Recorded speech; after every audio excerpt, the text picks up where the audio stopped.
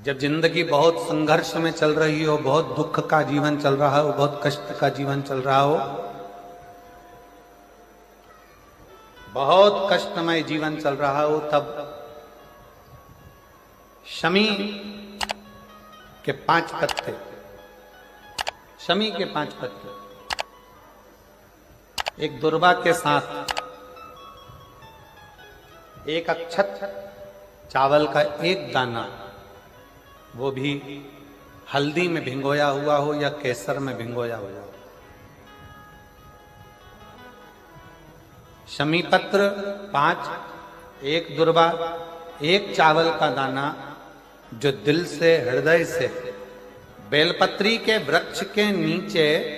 पार्थिव लिंग का निर्माण कर कर मट्टी का शिवलिंग बनाकर प्रदोष काल में, मतलब शाम के समय पर शिवलिंग बनाकर उस पे जल चढ़ाकर, जो ये 5 शमी का पत्र, एक दुर्वा और एक चावल का दाना, अपनी कामना कर कर जो दुख चल रहा है बाबा से विनय कर कर एक एक पत्ता जब समर्पित कर दे, फिर एक दुर्वा समर्पित कर दे, फिर एक चावल का दाना समर्पित कर दे और बाबा का वहीं पर पुनः विसर्जन कर दे, 3 महीना तो जाने दो, 15 दिन के अंदर वो दुख कटता जरूर है, चाहे कोई भी दुख, किसी भी तरह का दुख क्यों न। एक बेलपत्र के वृक्ष की परिक्रमा करने वाले को हजारों अश्वमेघ यज्ञ का फल प्राप्त हो जाता है, हजारों अश्वमेघ यज्ञ का फल प्राप्त हो जाता है। उसी तरह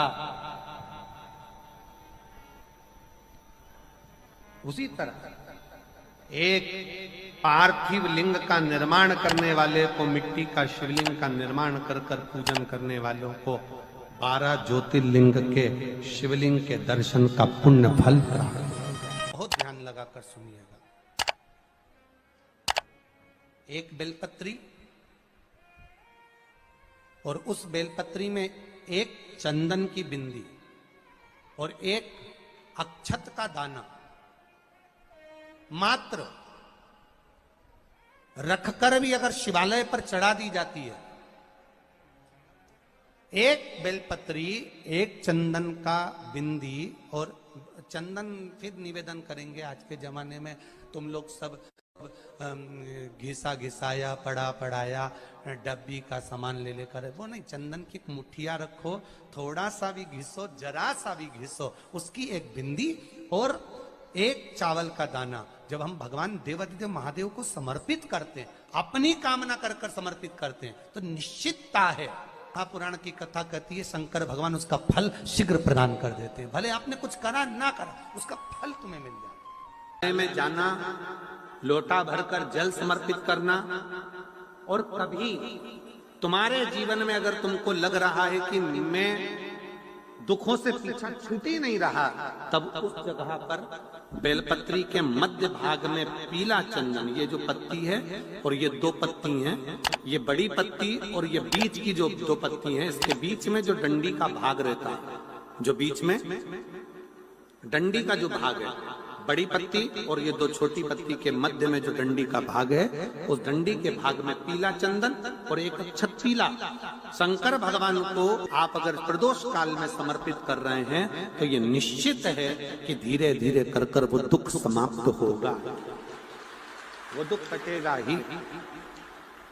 अंतर्गत वर्णन किया गया शंकर भगवान की आराधना में, शिव की आराधना में, जब तुम्हें लगता है कि तुम्हारा व्यापार नहीं चल रहा, कोई तुम्हें धोखा दे रहा है, लक्ष्मी नहीं आ रही, बहुत चिंता में पड़े हुए हो, बहुत टेंशन में जिंदगी चल रही है, बहुत बीमारियां तुमको घेर ली है और चारों तरफ अंधेरा ही अंधेरा नजर आ रहा है, तुमने विचार करा अब मैं तो मर जाऊं तो अच्छा, मैं सुसाइड कर लूं तो अच्छा, मैं मर जाऊं तो अच्छा, तो मरने से पहले एक काम कर कर देखना, शंकर भगवान की आराधना कर कर देखना, शिव पर एक लोटा जल चढ़ा कर देखना, और ज्यादा चिंता, ज्यादा टेंशन हो तो बेलपत्री के जड़ को घिसकर उसका चंदन बनाकर शंकर को लेपन कर कर उसकी भी आराधना कर कर देखना कि बेल चंदन का फल क्या। बेलपत्र, एक बेल, ये कोई साधारण नहीं, एक बेलपत्र एक बेल, ये कोई साधारण नहीं, एक बेल। इसकी नीचे की डंडी से लेकर ये दो पत्तियां जहां लगी हैं और दो पत्ती से लेकर ये बीच की जो पत्ती है उसमें जो गैप है, उसमें जो जगह है, दिख रही है आपको? ये दो पत्ती से लेकर बीच की पत्ती के बीच में जो जगह खाली रहती है, 33 कोटि देवी देवताओं विराजमान रहते हैं इस बीच की जगह में। जब शिव जी को चढ़ाया जाता है तब इस पत्ती के बीच की जगह शंकर के शिवलिंग पर रखा जाता है, तो शिव जी इतने प्रसन्न होते हैं कि मेरी स्तुति करने के लिए ये भक्त 33 कोटि देवताओं को लेकर आया है, मेरी स्तुति करने के लिए। लोग चावल लाए, लोग अंबारियां लाए, धन लाए, दौलत लाए, संपदा लाए, पर एक शंकर का भक्त ऐसा होता है जो एक बेलपत्री के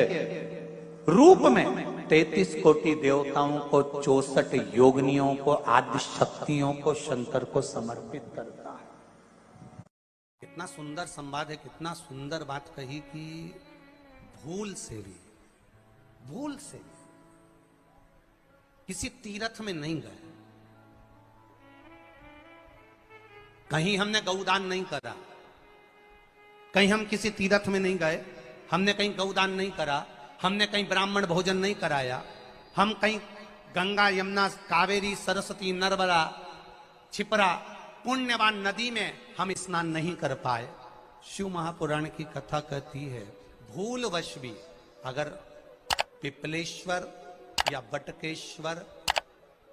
किसी शिवालय पर भूल से भी अगर एक लोटा जल चढ़ जाता है तो देव अधिदेव महादेव सारे तीर्थों का फल अपने आप प्रदान कर देते हैं। भूल से भी चढ़,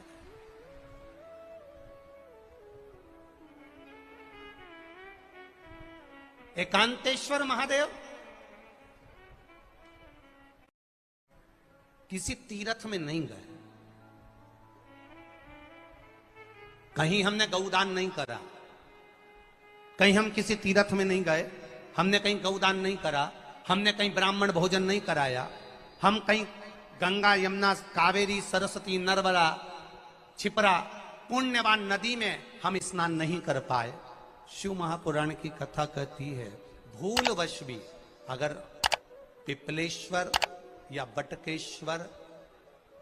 किसी शिवालय पर भूल से भी अगर एक लोटा जल चढ़ जाता है तो देव अधिदेव महादेव सारे तीर्थों का फल अपने आप प्रदान कर देते हैं। भूल से भी चढ़,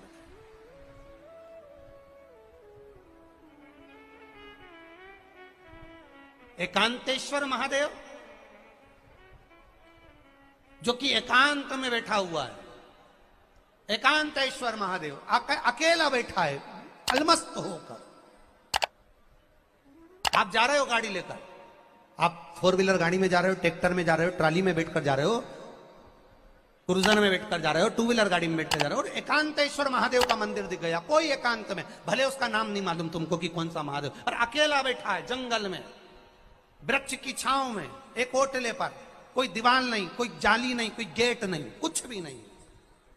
ये शिव मंदिर में जाकर एक लोटा जल समर्पित करती थी, और शास्त्र कहता है कि शंकर के मंदिर में अगर एक लोटा जल कोई एक परिवार का व्यक्ति भी समर्पित कर रहा है तो समझ लेना कि वो अपनी 71 पीढ़ी को पार लगा रहा है। वो अकेला नहीं, 71 पीढ़ी को पार लगा रहा है। शिव महापुराण की कथा कहती है जब बच्चा गर्भ में आता है, माता के गर्भ में जब संतान आती है, और माता के गर्भ में जब संतान रहती है, उस 9 महीने में स्त्री नारी अगर कहीं शंकर के मंदिर के सामने से निकल जाए, या शिवालय का जल स्त्री को मिला हो, या शंकर भगवान का कोई प्रसाद, या शंकर भगवान का कोई नाम जाप, या शंकर भगवान का कोई मंत्र जाप उस स्त्री के कानों में पहुंच जाए, तो जो गर्भ में बच्चा होता है वो बच्चा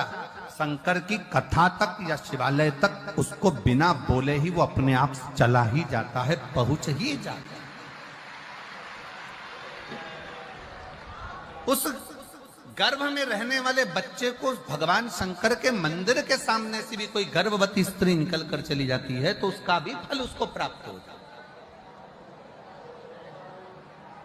उसका भी फल उसको प्राप्त हो जाता, और वो फल साधारण नहीं होता। क्यों? बेलपत्री को जब भी चढ़ाया जाता है तो पीछे की डंडी पकड़कर नहीं चढ़ाया जाता। बेलपत्री को चढ़ाने के लिए मध्य भाग को, जैसे यह बेलपत्र होता है तो इसका मध्य की जो डंडी होती है, मध्य भाग होता है बेलपत्री का, तब मध्य भाग को पकड़कर हम भगवान शंकर को बेलपत्र समर्पित करते हैं। कोई भी बेलपत्र ऐसे नहीं चढ़ाता कि डंडी पकड़ के चढ़ा दिया, फिर पीछे की डंडी पकड़ के चढ़ा दिया, फिर पीछे की डंडी पकड़ के चढ़ा दिया, फिर डंडी पकड़ा, फिर चढ़ा दिया ना। मेरे देवादिदेव महादेव को जब भी बेलपत्र चढ़ाया जाता है तो मध्य भाग, पीछे की डंडी पकड़कर नहीं, मध्य भाग से भगवान शंकर को बेलपत्र समर्पित किया जाता। मध्य भाग से जब भी पकड़ेंगे तो मध्य भाग को पकड़कर बेलपत्र समर्पित करेंगे। क्यों?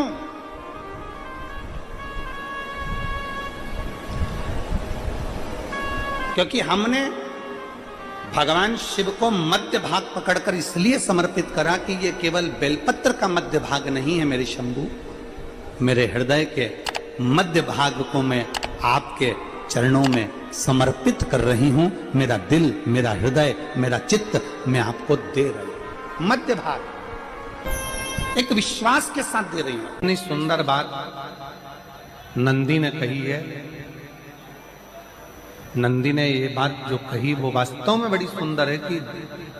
मान लो यदि कोई कार्य तुम्हारा हो नहीं रहा और पूरी दुनिया में तुमने कर कर देख लिया, बहुत प्रयास कर कर देख लिया, तो भी वो कार्य अगर तुम्हारा नहीं होता, तो फिर एक काम करो कि शिव की स्तुति करो, शंकर की स्तुति, शंकर का गुणगान, शंकर की भक्ति, शंकर का स्मरण।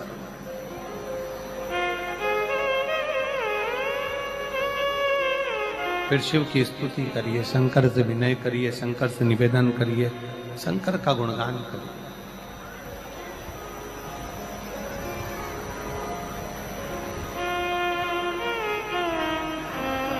पर भगवान की भक्ति होती कब? जितने आस्था चैनल पर कथा सुन रहे हैं, जितने फेसबुक यूट्यूब पर कथा सुन रहे हैं, जितने पंडाल में बैठकर शिव भक्त कथा को रसपान कर रहे हैं, उनसे निवेदन करूंगा कि शंकर की भक्ति होती कब है, शंकर का स्मरण कब होता है, शंकर की भक्ति कब होती है, शंकर की कथा सुनने में मन कब लग सकता है?